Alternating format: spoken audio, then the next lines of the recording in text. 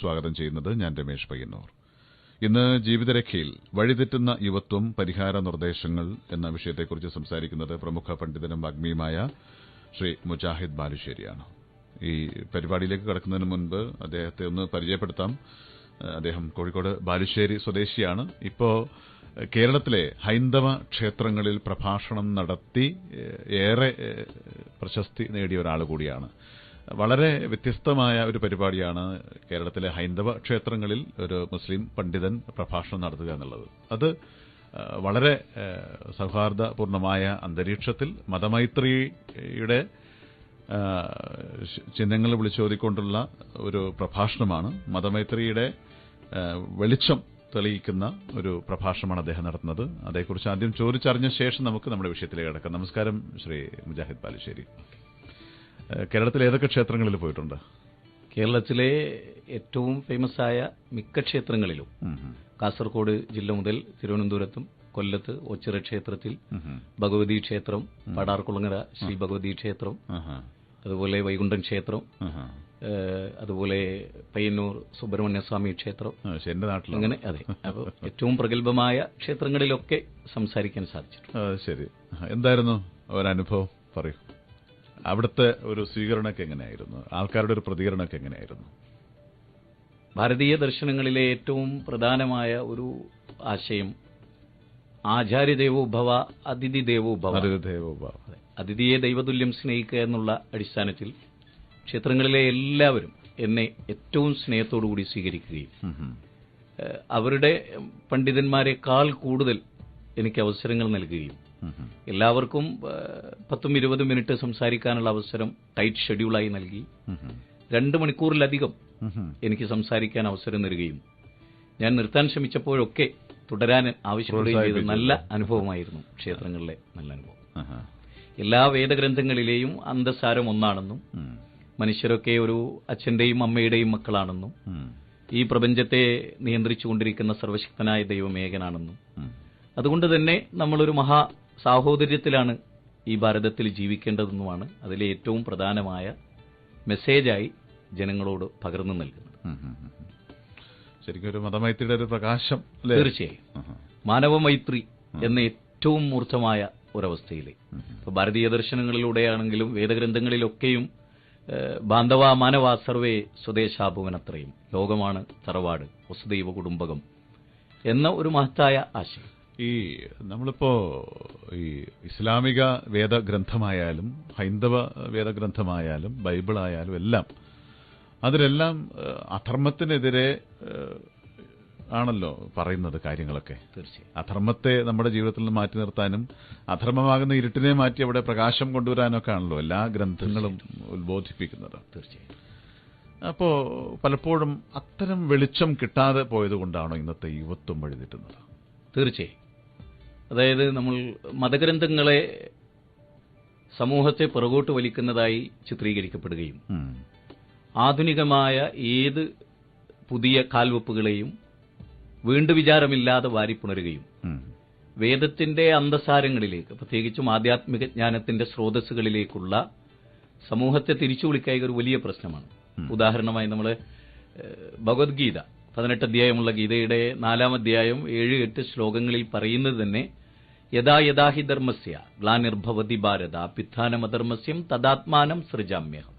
ധർമ്മത്തിന് ചുതി സംഭവിക്കുകയും അധർമ്മം കുടികുച്ചു വാഴുകയും ചെയ്യുമ്പോൾ ധർമ്മത്തിന്റെ സംസ്ഥാപനത്തിനു വേണ്ടി യുഗങ്ങൾ തോറും ഞാൻ അവതരിക്കുന്നു. സാധുക്കളുടെ സംരക്ഷണവും ദുഷ്ടജനങ്ങളുടെ നിഗ്രഹവും. അപ്പൊ അതാണ് മൗലികമായൊരു ലക്ഷ്യം. അപ്പൊ എന്താണ് ധർമ്മം, എന്താണ് അധർമ്മം, ഇതര ജീവവർഗങ്ങളിൽ നിന്ന് മനുഷ്യന്റെ പ്രത്യേകത എന്താണ്, വ്യതിരിക്തത എന്താണ്, അത് പഠിച്ചു വിലയിരുത്തി ജീവിതത്തിന്റെ മൗലിക ലക്ഷ്യം തിരിച്ചറിയുമ്പോൾ മാത്രമാണ് സമൂഹത്തിനു വേണ്ടി ഉപകാരമുള്ള ഒരു പൗരനെ, ഒരു യുവാവിനെ നമുക്ക് സൃഷ്ടിച്ചെടുക്കാൻ സാധിക്കും. തീർച്ചയായും മൂല്യങ്ങളെക്കുറിച്ചുള്ള അറിവില്ലായ്മ തന്നെയാണ്, അല്ലെ ജീവിതത്തെക്കുറിച്ചുള്ള അറിവില്ലായ്മ തന്നെയാണ് മനുഷ്യനെ വഴിതെറ്റിക്കുന്നതിൽ സംശയമുണ്ട്. തീർച്ചയായിട്ടും ഏതൊരു അച്ഛനും അമ്മയും എടുത്തു കഴിഞ്ഞാൽ അവരുടെ ഒരു ജീവിതത്തിന്റെ പ്രതീക്ഷ എന്ന് പറയുന്നത് അവരുടെ മക്കളാണ്. ഒരുപക്ഷെ മക്കൾ കുറച്ചൊന്ന് മുതിർന്ന് വരുന്ന സമയത്ത് അവർ സഞ്ചരിക്കുന്ന വഴികൾ ഏതാണ്, അവര് എവിടെയൊക്കെ പോകുന്നു, എങ്ങനെയൊക്കെയാണ് പെരുമാറുന്നത്, ആരോടൊക്കെയാണ് ഇടപഴകുന്നത് എന്ന് ഒരുപക്ഷെ അച്ഛനും അമ്മയ്ക്കും അറിയാൻ സാധിച്ചെന്ന് വരില്ല. ഒരു പക്ഷേ അവസാനം വഴി തെറ്റി രക്ഷപ്പെടുത്താൻ പോലും പറ്റാത്ത ഒരു കുരുക്കിൽ പെടുമ്പോഴായിരിക്കും നമ്മൾ കാര്യങ്ങളൊക്കെ അറിയുന്നത്, അല്ലേ? ഇങ്ങനെയുള്ള യുവാക്കളെ എങ്ങനെയാണ് നമ്മൾ ജീവിതത്തിന്റെ മുഖ്യധാരയിലേക്ക് തിരിച്ചു കൊണ്ടുവരുന്നത്? സമൂഹത്തിൽ അന്യവൽക്കരിക്കപ്പെട്ടു പോയ ഒരു യുവത്വം, വ്രണിത ഹൃദയമുള്ള ഒരു യുവത്വം, അവരെ തന്നെ വെറുക്കുന്നൊരു സാഹചര്യം. ഇപ്പോൾ കേരളത്തിലെ ഏറ്റവും അറിയപ്പെട്ട പട്ടണമായ കോഴിക്കോട് പട്ടണത്തിലെ യുവാക്കളെ, 2000-ഓളം യുവാക്കളെ അവിടുത്തെ ഒരു സന്നദ്ധ സംഘടന അവരുമായി സംസാരിക്കുകയും അവരുടെ ജീവിതത്തെക്കുറിച്ചുള്ള കാഴ്ചപ്പാടുകൾ അവരുമായി പങ്കുവെച്ചപ്പോൾ അവർ പറഞ്ഞു, ഞങ്ങളെ തന്നെ വെറുക്കുന്നു എന്നാണ്. അപ്പോൾ അത്തരമൊരു സിറ്റുവേഷനിലേക്ക് അവരെത്തിപ്പെടുമ്പോൾ നിരാശയായിരിക്കും സ്വാഭാവികമായിട്ടും അവരെ നയിക്കുക. അല്ല, ഇനിയും നിങ്ങൾക്ക് ജീവിതമുണ്ട്, നിങ്ങൾക്ക് വിജയിക്കാൻ കഴിയും, നിങ്ങൾക്ക് നിങ്ങളെ നിർവചിക്കാൻ കഴിയും. അപ്പോൾ Pandit Jawaharlal Nehru Glimpses of World ഹിസ്റ്ററിയിൽ പറയുന്ന ഒരു വാചകം എനിക്ക് എപ്പോഴും ആവേശമായി തോന്നിയിട്ടുണ്ട്. നിങ്ങളുടെ ഉള്ളിൽ ആറ്റം ബോംബിനേക്കാൾ വലിയൊരു ശക്തിയുണ്ട്, നിങ്ങൾ ഉറക്കിക്കിടത്തുന്നുണ്ട്. അതിനെ എപ്പം നിങ്ങൾ കണ്ടെത്തി അതിനെ തിരിച്ചു പിടിക്കുന്നുവോ അന്ന് നിങ്ങൾ ലോകത്തിന് വമ്പിച്ച സംഭാവനകൾ ചെയ്യുന്നവരായിട്ട്. നമുക്കറിയാം, രാമായണത്തിന്റെ ഒരു ഇതിവൃത്തമൊക്കെ ആയിട്ട് ബന്ധപ്പെട്ട് നമ്മൾ ചിന്തിക്കുമ്പോൾ വാൽമീകി മഹർഷിയുടെ ഒരു ജീവിതവും കാര്യവും പറയുന്നിടത്ത് ഒരുപാട് കുറ്റകൃത്യങ്ങൾ ചെയ്യുന്നതിനിടയിൽ ആ മരം ഈ മരം, ആ മരം ഈ മരം എന്ന് പറഞ്ഞ് രാമരാമയായി രാമമന്ത്രമായി തീർന്ന് പരിവർത്തനത്തിന്റെ ഒരു ചരിത്രമാണ്. അപ്പൊ ബുദ്ധൻ പറയുന്നുണ്ട്, ഒരു കുറ്റവാളി ബുദ്ധനോട് പറയുന്നു, ടഹർജ, നിൽക്കവിടെ എന്ന് ചോദിക്കും. ബുദ്ധൻ തിരിച്ചു ചോദിക്കുന്നുണ്ട്, ഞാൻ നിന്നു, നീ എപ്പോഴാണ് നിൽക്കുക എന്ന് പറഞ്ഞാൽ അതൊരു ആന്തരികമായ ചോദ്യമായിരുന്നു. നിന്റെ സംസ്കാരത്തിന് എപ്പോഴാണ് മാറ്റം ഉണ്ടാവുക?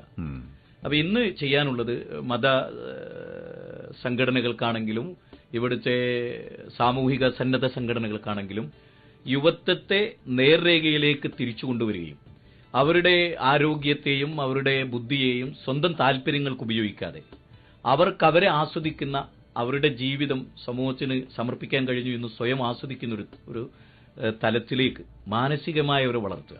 അതിന് ലോകത്ത് ഏത് കാലഘട്ടത്തിലും ഉപയോഗിച്ചിട്ടുള്ള 2-3 മാനദണ്ഡങ്ങളുണ്ട്. ഒന്ന്, സ്വന്തം ജീവിതത്തെ നിർവചിക്കുക. ഞാൻ ആരാണ്? ഇതര ജീവജാലങ്ങളിൽ നിന്ന് ബുദ്ധി നൽകി, ഗവേഷണ തൽപരത നൽകി, പ്രഭാഷണ വൈഭവം നൽകി, സാംസ്കാരികമായി പഠന നിലവാരം നൽകിയ ഞാൻ മൃഗത്തെ പോലെ ആകാൻ പാടുണ്ടോ? അതിൽ നിന്ന് വ്യത്യസ്തമായി എന്റെ ജീവിതത്തിന് വല്ല ലക്ഷ്യവുമുണ്ടോ? ആ ലക്ഷ്യത്തിലേക്ക് അയാളെ കൊണ്ടുവരികയും പിന്നെ അങ്ങോട്ടുള്ള ഭാവി പദ്ധതികൾ എന്താണ് ചെയ്യേണ്ടത്, ഈ സമൂഹത്തിന് വേണ്ടി നിനക്ക് എന്ത് ചെയ്യാൻ കഴിയും എന്ന് കൃത്യമായി ബോധ്യപ്പെടുത്തുകയും ഇന്നലകളിൽ അധർമ്മങ്ങളിൽ ജീവിച്ച ആളുകൾ പിന്നീട് മാറി അവർ ലോകത്തിന് എന്ത് ചെയ്തു എന്നൊരു മോട്ടിവേഷനും നൽകിയാൽ ഒരു പരിധിവരെ യുവാക്കളെ നമുക്ക് മാറ്റിയെടുക്കാൻ കഴിയും. തീർച്ചയായിട്ടും നമ്മൾ കേരളത്തിൽ ഇന്ന് കാണുന്ന കാഴ്ച, യുവാക്കൾ പലരും വഴിതെറ്റി ഒന്നുകിൽ തീവ്രവാദത്തിലേക്ക്, അല്ലെങ്കിൽ ഗുണ്ടായിസം, കൊട്ടേഷൻ സംഘം.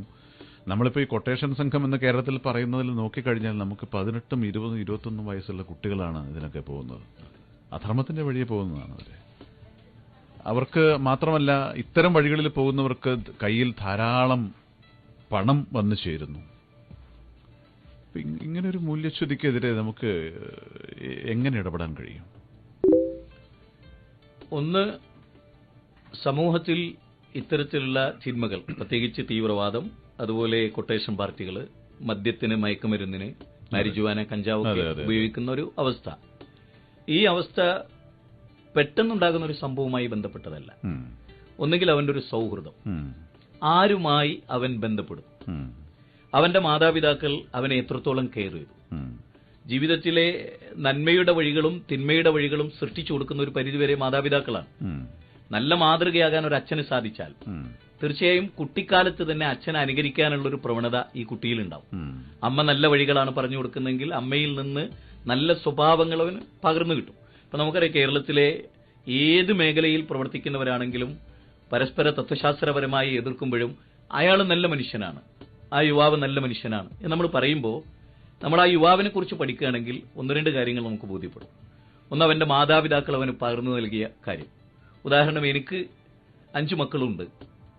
ഈ 5 മക്കളോട് ഞാൻ പറയുന്നത്, ഈ കാണുന്നവരൊക്കെ നമ്മുടെ അയൽവാസികളും നമ്മുടെ സഹോദരങ്ങളും ഒരേ അച്ഛന്റെയും അമ്മയുടെയും മക്കളാണ്. ഇവരുടെ പ്രയാസം നമ്മുടെ പ്രയാസമാണ്, ഇവരുടെ നൊമ്പരം നമ്മുടെ നൊമ്പരമാണ്. ഇവർക്ക് വേണ്ടി ത്യാഗം ചെയ്യുന്നതിലാണ് നമ്മുടെ ജീവിതത്തിന്റെ അന്തരാത്മാവ് ഉൾക്കൊള്ളുന്നത്. അതുകൊണ്ട് നിങ്ങൾ അങ്ങനെയാകണം എന്ന് ഞാൻ പറയുക മാത്രമല്ല, ഞാനത് ജീവിതത്തിൽ പ്രാവർത്തികമാക്കി കാണിച്ചു കൊടുക്കുന്നു. എന്റെ മക്കൾക്ക് ഏറ്റവും അനുകരിക്കാൻ പറ്റുന്ന ഒരു മാതൃകയാകാൻ ഞാൻ ശ്രമിക്കുന്നു. സ്വാഭാവികമായും അത്തരം ഒരു സാഹചര്യത്തിൽ വളർന്നു വരുന്ന കുട്ടികൾ ഇതൊന്നുമല്ലാതെ കുട്ടികളെ കോളേജിൽ കൊണ്ടുപോയി ചേർക്കുന്നു, ബാംഗ്ലൂരിലോ കോയമ്പത്തൂരിലോ എവിടെ, ലോകത്തിന്റെ ഏത് ഭാഗത്തും. പിന്നെ ആ കുട്ടിയുമായുള്ള ആകെ കോണ്ടാക്ട്സ് എന്ന് പറയുന്നത് ഫോണിൽ നമ്മൾ വിളിക്കുന്നു, പോലെ സുഖമാണോ എന്ന് ചോദിക്കുന്നു. അതിനപ്പുറത്തുള്ള അവന്റെ ഒരു ജീവിതത്തെക്കുറിച്ചുള്ള സ്റ്റഡി അന്വേഷണം ഒന്നുമില്ല. ബിസിനസിന്റെ ഇടയിലും തിരക്കിനിടയിലും മകനെന്ത് അന്വേഷിക്കാൻ നേരമില്ല. അതിന് എനിക്ക് തോന്നിയിട്ടുള്ള സുഗതകുമാരി ടീച്ചറെ പോലെയുള്ള ആള്, ഞങ്ങള് SLC ഒക്കെ പഠിക്കുന്ന കാലത്ത് സ്നേഹപൂർവ്വം അമ്മ എന്ന് പറഞ്ഞിട്ടൊരു ലേഖനം ഉണ്ടായിരുന്നു അവരുടെ. അവർ പറയുന്നത്, മോനെ നീ ബോംബെയുടെ മഹാനഗരത്തിലാണ്, ചുവന്ന തെരുവുകളെ നിന്നെ മാടി വിളിക്കും, പക്ഷെ അവിടെ ധീരനായി ഒരിക്കലും കുനിയാത്ത ശിരസുമായി ഭദ്രമായ ബോധത്തോടെ ആ മണ്ണിൽ അഭിമാനിയായി ഞാനൊരു ഭാരതീയനാണെന്ന ബോധത്തോടെ നീ ജീവിക്കണം. അധർമ്മങ്ങൾ ചുറ്റിൽ നിന്ന് നിന്നെ മാടി വിളിക്കുമ്പോഴും ധർമ്മമാണ് എന്നും മനുഷ്യനെ ശാശ്വതമായി നിലനിർത്തുക. അതിനാണ് ശാശ്വതീകത്വം ഉള്ളത് എന്ന് ഈ മനസ്സിലാക്കണമെന്ന് പറയുന്നുണ്ട്. അപ്പം നമുക്ക് ഇപ്പം എൻ്റെ ജീവിതത്തിലെ ഒരു അനുഭവത്തിൽ നിന്ന്, ഒരു യുവപ്രബോധകൻ എന്ന നിലയിലുള്ള അനുഭവം, ഇപ്പം തിരുവനന്തപുരം മയക്കുമരുന്നുകളുടെയും കൊട്ടേഷൻ പാർട്ടികളുടെയും കേരളത്തിലെ ഒരു നല്ല വിങ് നിൽക്കുന്ന സ്ഥലമാണ് തിരുവനന്തപുരം, വെള്ളക്കടവ് പോലെയുള്ള പ്രദേശങ്ങൾ, ഭീമാപള്ളിയുടെ പരിസരങ്ങൾ, അവിടെ അതുപോലുള്ള സ്ഥലം.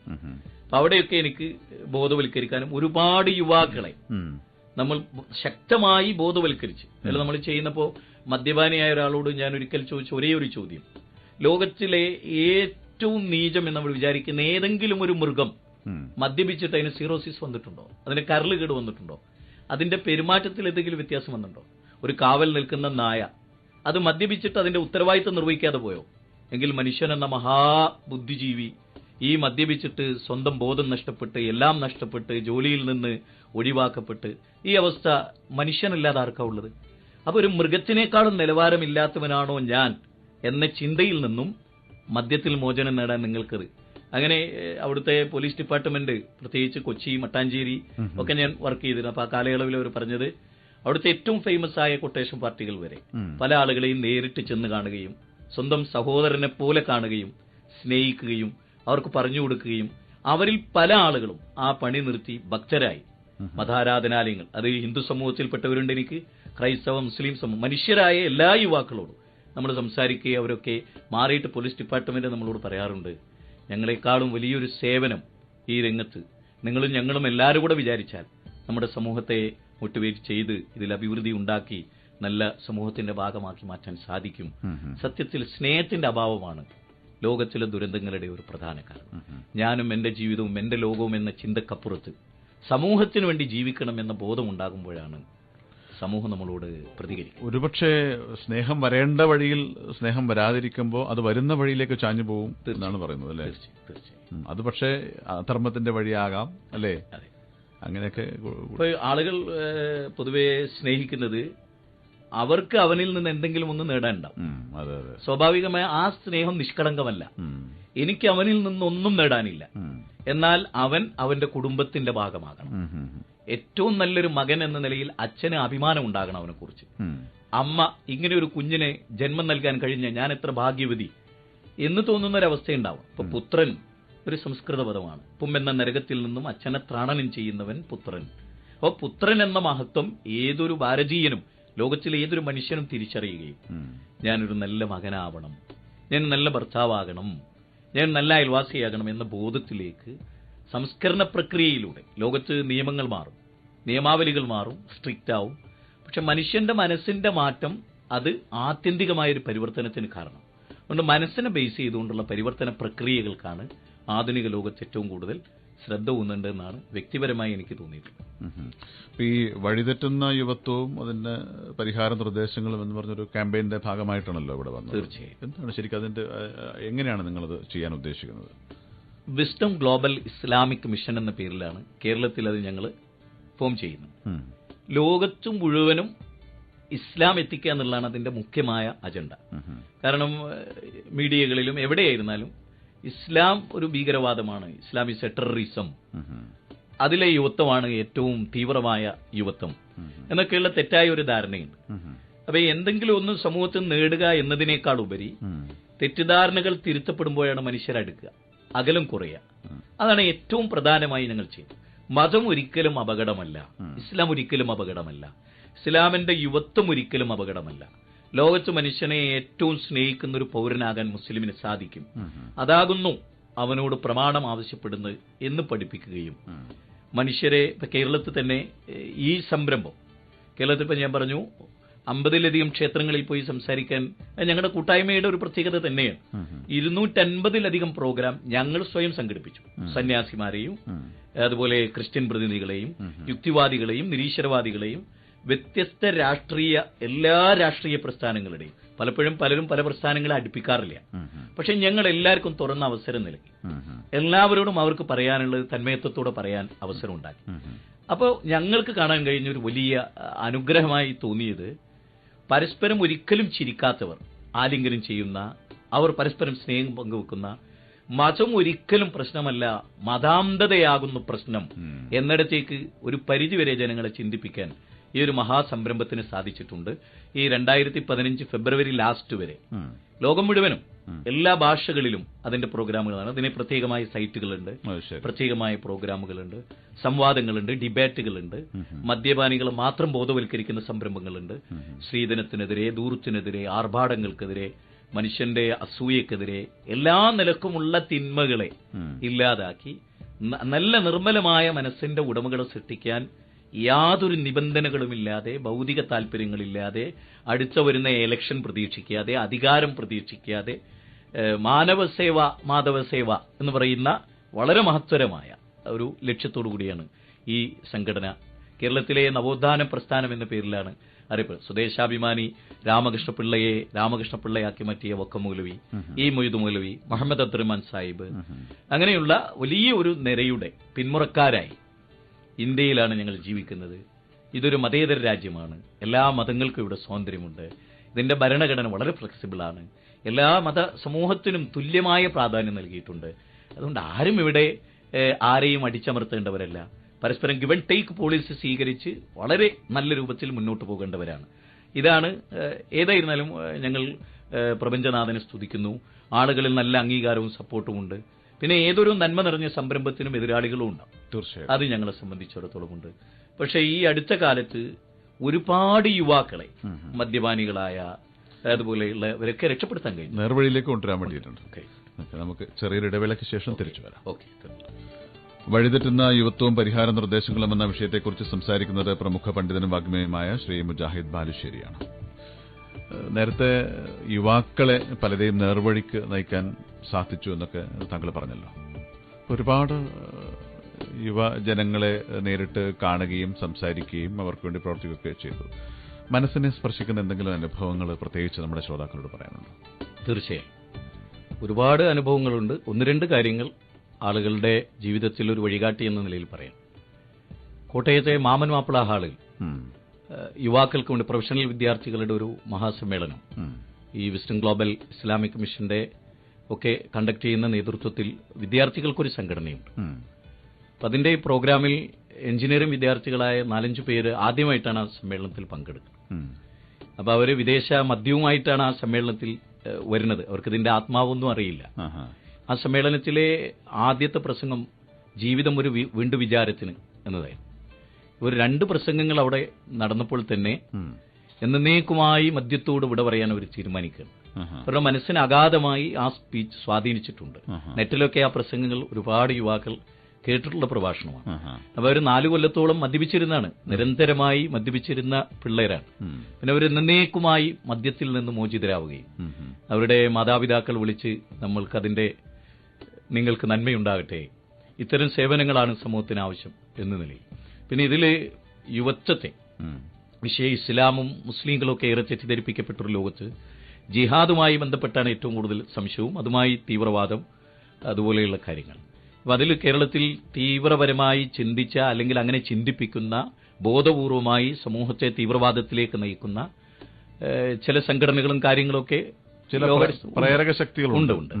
അപ്പൊ അവർക്കെതിരെയുള്ള ശക്തമായ ബോധവൽക്കരണം കാരണത്താൽ ഒരുപാട് യുവാക്കൾ അത്തരം ടീമിൽ നിന്ന് ഒഴിഞ്ഞ് ഏറ്റവും ശാന്തമായി അതിനെതിരെ പ്രവർത്തിക്കുന്ന, ഒരുപക്ഷെ എന്റെ ഒരു അനുഭവത്തിൽ ആയിരക്കണക്കിന് യുവാക്കൾ ആ രംഗത്ത് നമുക്ക് തിരിച്ചു കൊണ്ടുവരാൻ സാധിച്ചിട്ടുണ്ട്. അത് വളരെ പ്രധാനമായി എടുത്തു പറയേണ്ട കാര്യമാണ്.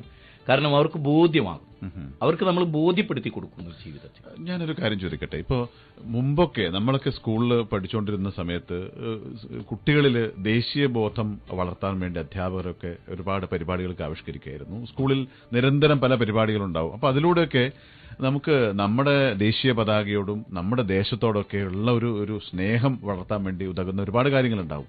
ഇന്നത്തെ യുവാക്കൾക്ക്, ഇന്നത്തെ കുട്ടികൾക്കൊക്കെ ഒരു ദേശീയ ബോധം കുറവാണെന്ന് എനിക്ക് പലപ്പോഴും തോന്നിയിട്ടുണ്ട്. അതും ഒരു പക്ഷേ ഇത്തരം ഈ ദുഷ്പ്രവണതകളിലേക്ക് ചാടാനുള്ള ഒരു അവസരമാണെന്ന് എനിക്ക് തോന്നുന്നു. തീർച്ചയായും. അതായത് ഇസ്ലാമിക പ്രമാണങ്ങളുടെ അടിസ്ഥാനത്തിൽ ജന്മനാടിനോടുള്ള സ്നേഹം വിശ്വാസത്തിന്റെ ഭാഗമാണ്.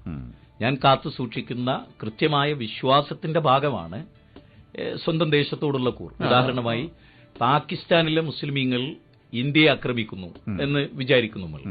സ്വാഭാവികമായും പട്ടാളത്തിൽ ഒരു മുസ്ലിമാണ് ഞാനെങ്കിൽ തീർച്ചയായും പാകിസ്ഥാനി മുസ്ലിമാണോ എന്നതിനേക്കാളുപരി എന്റെ രാജ്യത്തെ പാകിസ്ഥാനി ആക്രമിക്കുന്നു എന്ന വികാരമാണ് ശരിക്കും വളർത്തിയെടുക്കുന്നതും ആകുന്നത്. പ്രവാചക തിരുമേനി മദീനയിൽ വന്നപ്പോൾ ജൂതന്മാരെയാണ് അയൽ രാജ്യങ്ങൾ ആക്രമിക്കുന്നതെങ്കിൽ പോലും മുസ്ലിങ്ങൾ ഒന്നിച്ചു നിന്നാണ് ഇപ്പൊ നമുക്ക് നമ്മുടെ രാജ്യത്ത് ഈ രാജ്യത്തിന്റെ ചൂടും ചൂരും അനുഭവിച്ചു. ഇപ്പൊ സ്വാതന്ത്ര്യ സമര കാലഘട്ടം 41 കോടി മനുഷ്യരുടെ അത്യധ്വാനത്തിന്റെ ഭാഗമാണ് സ്വാതന്ത്ര്യം. മൗണ്ട് ബാറ്റൻ പ്രഭുവിന്റെ കൈകളിൽ നിന്ന് പണ്ഡിറ്റ് ജവഹർലാൽ നെഹ്റു ഏറ്റുവാങ്ങുന്നത് ഈ ഒരു പോരാട്ടത്തിന്റെ, ഒന്നിച്ചു നിന്നതിന്റെ. പിന്നെ ബ്രിട്ടീഷുകാരാണ് ഡിവൈഡ് ആൻഡ് റൂൾ, ഭിന്നിപ്പിച്ച് ഭരിക്കുക എന്നുള്ളൊരു തന്ത്രം ഇന്ത്യയിൽ കൊണ്ടുവരികയും ഇപ്പൊ നമ്മൾ ജനിച്ച ഒരു നാടിനോടുള്ള സ്നേഹം എന്നത് യഥാർത്ഥത്തിൽ പൂർവ്വകാലത്തെക്കുറിച്ചുള്ള പഠനങ്ങളിൽ നിന്നുണ്ടാകേണ്ടതാണ്. ഇപ്പം ഗാന്ധിജി, മൗലാന മുഹമ്മദ് അലി ജൗഹർ, അബുൽ കലാം ആസാദ് വ്യത്യസ്ത മതത്തിൽ വിശ്വസിച്ച് അതിന്റെ ആചാരങ്ങളിൽ ഒന്നും കോംപ്രമൈസ് ഇല്ലാതെ തന്നെ അവർക്ക് വേദി സ്നേഹിക്കാനും ദേശത്തിനു വേണ്ടി പ്രവർത്തിക്കാനും കഴിയും. ഇതാണ് നമ്മൾ കുട്ടികളിൽ വളർത്തേണ്ടത്. നമ്മുടെ രാജ്യം എന്തായിരുന്നു, ഇന്നലകളിൽ എന്തായിരുന്നു, ഇന്നെന്താണ്, നമ്മളെ ആരാണ് ഈ രാജ്യത്തിന്റെ ശത്രുവാക്കി മാറ്റുന്നത്? അവർ ഇന്ത്യയിലുള്ള ശക്തികളാണോ? പ്രണബ് മുഖർജിയെ പോലെയുള്ള ആളുകൾ ഈ അടുത്ത കാലത്ത് ചില രാജ്യങ്ങളെ സന്ദർശിച്ചവർ പറഞ്ഞത് 15 കോടി ഇന്ത്യയിലെ മുസ്ലിമീങ്ങൾ തീവ്രവാദികളല്ല, ഭീകരവാദികളല്ല, പുറത്തു നിന്നുള്ള ഇടപെടലും അതിന്റെ ഭാഗമായി ഉണ്ടാകുന്ന ചില പ്രശ്നങ്ങളുമാണ് എന്ന് നമുക്ക് ബോധ്യപ്പെടുന്നുണ്ട്. പ്രലോഭനങ്ങൾ ഉണ്ടാവുന്നു. അതിന്റെ ഭാഗമായാണ് യഥാർത്ഥത്തിൽ ദേശ സ്നേഹത്തിന് വിരുദ്ധമായി അല്ലെങ്കിൽ ദേശീയ ബോധത്തിന് വിരുദ്ധമായി, ദേശീയതയ്ക്ക് വിരുദ്ധമായി. പിന്നെ ഇതിൽ നമ്മൾ എടുത്തു പറയേണ്ട ഒരു കാര്യം, അന്ധമായ ദേശീയതയെ രവീന്ദ്രനാഥ ടാഗോർ ശക്തമായി എതിർത്തു. എന്റെ രാജ്യം മഹോന്നതമാണ്, ബാക്കിയെല്ലാം മ്ലേച്ഛമാണ് എന്നൊരു ചിന്ത മനുഷ്യൻ അതൊരിക്കലും പാടില്ല. അതാണ് നമ്മുടെ ഒരു കറക്റ്റ് അതിന്റെ ഒരു ലൈൻ. അല്ല, അത് പ്രവാചക തിരുമേനി തന്നെ പറഞ്ഞിട്ടുണ്ടല്ലോ, ഒരാളെ നിങ്ങൾ സ്വീകരിക്കുമ്പോൾ അയാൾ എന്താണോ, അയാളുടെ കുറവുകൾ എന്താണോ ആ കുറവുകളോട് സ്വീകരിക്കുക എന്ന് പറഞ്ഞിട്ടുണ്ടല്ലോ. തീർച്ചയായിട്ടും. അപ്പൊ അതുപോലെ പൗരന്മാരെ ആയാലും രാജ്യത്തെ ആയാലും നമുക്ക് അവരുടെ കുറവുകളോട് സ്വീകരിക്കാൻ, അംഗീകരിക്കാനും പറ്റണം, അല്ലേ? അതുപോലെ താങ്കൾ നേരത്തെ ക്ഷേത്രങ്ങളിൽ പ്രഭാഷണങ്ങൾ നടത്തി എന്നുള്ള കാര്യങ്ങളൊക്കെ പറഞ്ഞു. അപ്പൊ ആ ക്ഷേത്രത്തിൽ സ്വാഭാവികമായിട്ടും അവിടെ കാണികളായിട്ട് വരുന്നവർ ഹൈന്ദവ സഹോദരന്മാരായിരിക്കും. എന്താണ് ഈ ഹൈന്ദവ സഹോദരന്മാരോട് താങ്കൾ പറയുക? അവരോട് നമ്മൾ ഒന്നാമതായി നമ്മുടെ പ്രസംഗത്തിന്റെ ആദ്യ ഭാഗം നമ്മൾ ഏറ്റവും കേന്ദ്രീകരിക്കുന്നത് ദൈവവിശ്വാസവുമായി ബന്ധപ്പെട്ട് എല്ലാ മതദർശനങ്ങളുടെയും അകക്കാമ്പ് എന്താണ്. ഇപ്പൊ നമ്മൾ പാരമ്പര്യമായി, ട്രഡീഷണലായി അച്ഛൻ ഇന്ന ഭക്തനാണ്, ഇന്ന ദേവന്റെ ഭക്തനാണ്, അല്ലെ ഇന്ന ദൈവത്തെ ആരാധിക്കുന്നു, ഇന്ന പ്രാദേശികമായ ശക്തികൾ ആരാധിക്കുന്നു. ഇത് യഥാർത്ഥത്തിൽ പ്രമാണങ്ങളിൽ നിന്ന് നിങ്ങൾ പഠിച്ചതാണോ? ഋഗ്വേദം, സാമവേദം, അഥർവവേദം, യജുർവേദം തുടങ്ങി ഈ വേദങ്ങളിൽ 108 സുപ്രധാന ഉപനിഷത്തുക്കൾ, ദശോപനിഷത്തുക്കൾ, ഇതിൽ നിന്നൊക്കെ പഠിച്ച് മനസ്സിലാക്കിയിട്ടാണോ നിങ്ങൾ ജീവിതത്തിൽ കൊണ്ടുവരുന്നത്? എങ്കിൽ നിങ്ങൾ പഠിച്ചതിനെതിരാകുന്നു വേദം. വേദത്തിലുള്ളത് ആകാശഭൂമികളെ മുഴുവനും സൃഷ്ടിച്ച് പരിപാലിക്കുന്ന അജയ്യനായ, അനുഭവനായ, അപ്രാപ്യനായ ഒരു പ്രപഞ്ചനാഥനാണ്. ഇപ്പൊ ഋഗ്വേദത്തിന്റെ 10ാം മണ്ഡലത്തിലെ 121ാമത്തെ സൂക്തം 1ാമത്തെ ഇറക്കിൽ പറയുന്നത് ഹിരണ്യഗർഭഃ സമവർത്തദാഗ്രേ ഭൂതസ്യജാത പരിരേഖ ആസി. മനുഷ്യരും ഈ സൂര്യനും ചന്ദ്രനും ഒക്കെ സൃഷ്ടിക്കപ്പെടുന്നതിന് മുമ്പേ ആ സർവേശ്വരനുണ്ട്. ആ സർവേശ്വരനാണ് ഈ മഹാപ്രപഞ്ചത്തെ നിയന്ത്രിക്കുന്നത്. അവനെയാണ് സകല ചരാചരങ്ങളും ആശ്രയിച്ചു നിൽക്കുന്നത്. അങ്ങനെയുള്ളവനെ മനുഷ്യ നീ ആരാധിക്കുക എന്ന പോയിന്റാണ് നമ്മൾ അധികവും. അപ്പോൾ ആരാധന ഏകനായ ദൈവത്തിനാണ് സമർപ്പിക്കേണ്ടത്. അതാണ് എല്ലാ മതങ്ങളുടെയും എല്ലാ മതങ്ങളുടെയും സൃഷ്ടിപൂജക്കപ്പുറത്ത് സൃഷ്ടാവിനെ ആരാധിക്കണമെന്നാണ് കേനോപനിഷത്തിലെ പ്രഥമ വില്ലിയിലെ 6-7 സൂക്തങ്ങളിൽ പറയുന്നത്, യജുർവേദത്തിൽ പറയുന്നത്, അതുപോലെ ഈശാവാശോപനിഷത്തിന്റെ 12ാമത്തെ ശ്ലോകത്തിൽ പറയുന്നത്. അങ്ങനെ എല്ലാവരെയും മനുഷ്യരൊക്കെ നമ്മൾ വ്യത്യസ്ത ദൈവങ്ങളുടെ പേരിൽ കലാപമേന്തേണ്ടവരല്ല.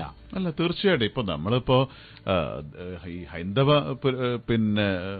പുരാണം എടുത്ത് നോക്കിക്കഴിഞ്ഞാൽ ദേവന്മാർക്ക് പേരുകൾ പലതാണ്, പല രീതിയിലാണ് ആരാധന വരുന്നത്. പക്ഷെ നമ്മളൊരു ദൈവം എന്നുള്ള ഒരു ഏകസങ്കല്പത്തെ തന്നെയാണ് എല്ലാവരും വിശ്വസിക്കേണ്ടതും ആരാധിക്കേണ്ടതും. ശരിക്കും അതുകൊണ്ട് എന്തുണ്ടായെന്ന് ചോദിച്ചാൽ എല്ലാവർക്കും നമ്മൾ ഒന്നാകുന്നു എന്നൊരു മഹത്തായ വികാരത്തിലേക്ക് ഇതുവഴി എത്താൻ സാധിക്കുന്നുണ്ട്. സൂര്യനെയും ചന്ദ്രനെയും ആരാണ് നിയന്ത്രിക്കുന്നത്? അത് വളരെ ചൊവ്വയിൽ മംഗളയാൻ അതിന്റെ ഭ്രമണ പദത്തിൽ പ്രവേശിച്ചു. ഈ ചൊവ്വ എന്ന് പറയുന്ന മഹാഗ്രഹത്തെ ആര് കൺട്രോൾ ചെയ്യുന്നു? ഈ 10,000 കോടി നക്ഷത്രങ്ങളുള്ള 10,000 കോടി നക്ഷത്ര കുടുംബങ്ങൾ കണ്ടെത്തിയിരിക്കുന്നു മോഡേൺ സയൻസ്. ഇതിനൊക്കെ ആര് കൺട്രോൾ ചെയ്യുന്നു? അവൻ നമ്മുടെ സർവശക്തൻ. അതുകൊണ്ട് നമ്മളെല്ലാം ഒന്നാണ്. ഇതാണ് നമ്മൾ ഒരേ വായു, പ്രപഞ്ചനാഥൻ പ്രപഞ്ചനാഥൻ എന്ന് പറയുന്ന ആ ഒരു കൺസെപ്റ്റ്. അതുകൊണ്ട് തന്നെ ജനങ്ങൾക്ക് വേദം പഠിക്കാനും മനസ്സിലാക്കാനും ചർച്ച ചെയ്യാനും ഇതിലെ സാമ്യവചനങ്ങളെ, പരസ്പരം പോരടിക്കുന്ന വചനങ്ങളെയല്ല, പരസ്പരം ഒന്നാകുന്ന വചനങ്ങളെ കണ്ടെത്താനും അതുവഴി ആത്യന്തികമായി മനുഷ്യജീവിതത്തിന്റെ ലക്ഷ്യത്തെ തിരിച്ചറിയാനും. മനുഷ്യന്റെ ജീവിതത്തിന് മരണത്തോടുകൂടി വിരാമമാണോ, അല്ല മരണത്തിന് ശേഷം ഒരു ലൈഫ് ഉണ്ടോ, ഉണ്ടെങ്കിൽ എന്താണ്? ഇതെല്ലാം ആ ചർച്ചകളിൽ വരികയും അതെല്ലാം സ്വാമിജിമാരും ചർച്ചിലെ അച്ഛന്മാരും ഒക്കെ വലിയ കാര്യമായിട്ടാണ് അവർ കാണുന്നതും നമ്മളെ ഇടയ്ക്ക് വിളിക്കുകയും പ്രശംസിക്കുകയും ഈ കാര്യങ്ങൾ നല്ലതാണ്, ഇത് നിലനിൽക്കണം, നമ്മുടെ രാജ്യത്തിന് ആവശ്യമാണ് എന്ന വളരെ സന്തോഷകരമായ.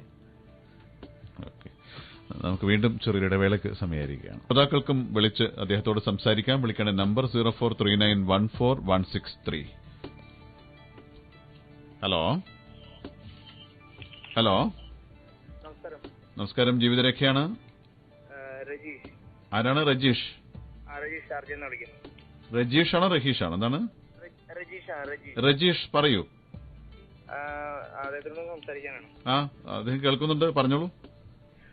അല്ല, വളരെ ഇപ്പോ അദ്ദേഹത്തിന് എല്ലാ സദ്ഭാവനകളെയും അംഗീകരിച്ചുകൊണ്ട് ചോദിക്കുകയാണ്. അതായത് ഇപ്പോ വേദങ്ങളെ കുറിച്ച് പറയുകയാണെങ്കിലും അല്ലെങ്കിൽ ഇപ്പോ സനാതന ധർമ്മത്തെ കുറിച്ച് പറയുകയാണെങ്കിലും ഒക്കെ അത് അദ്ദേഹത്തിന്റേതായിട്ടുള്ള ചില അടിസ്ഥാന പ്രമാണങ്ങളോട് ചേർത്ത് വായിക്കുകയല്ലേ എന്നൊരു സംശയം തോന്നിയതാണ്, അതുകൊണ്ട് വിളിച്ചതാണ്. തീർച്ചയായും അങ്ങനെയല്ല.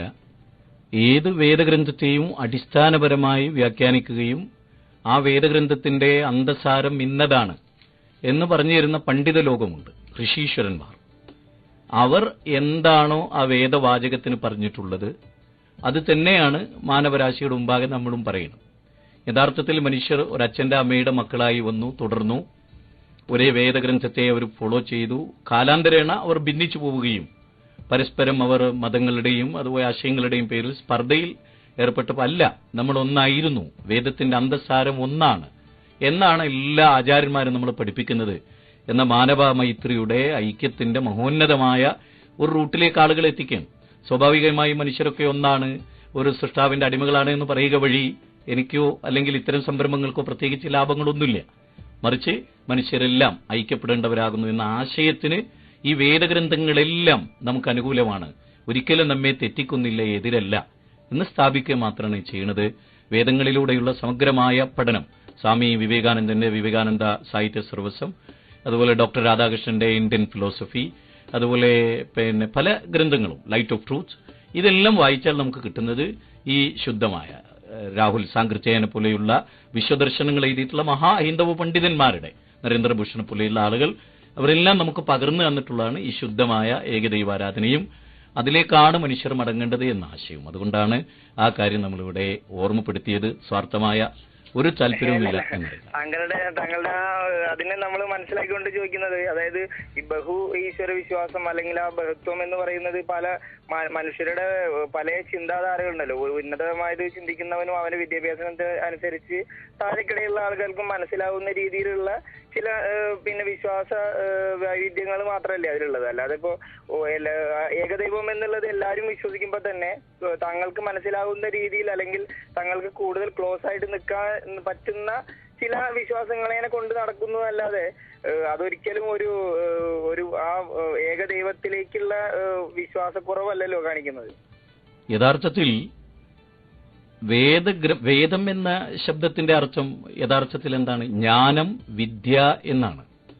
വേദം മനുഷ്യർക്ക് നൽകുന്ന വിദ്യയാണ് യഥാർത്ഥമായ വിദ്യ. മനുഷ്യരുടെ ബുദ്ധിക്ക് പരിമിതിയുണ്ട്. ഇപ്പൊ നമുക്ക് ഓരോരുത്തരുടെയും ബുദ്ധികളുടെയും നമ്മുടെ ചിന്തയും യുക്തിയും ഒക്കെ വ്യത്യസ്തമാകാം. ഓരോരുത്തരുടെ യുക്തി, ചിന്ത, ഗവേഷണം, പഠനങ്ങൾ ഒക്കെ വ്യത്യസ്തമാകാം. പക്ഷെ സർവജ്ഞൻ എന്ന് നമ്മൾ വിളിക്കുന്ന പ്രപഞ്ചത്തിന്റെ നാഥനാൽ അവതരിപ്പിക്കപ്പെട്ടത് എല്ലാ കാലത്തും നിലനിൽക്കുന്നതാണ്, മാറ്റമില്ലാതെ നിലനിൽക്കുന്നതാണ്.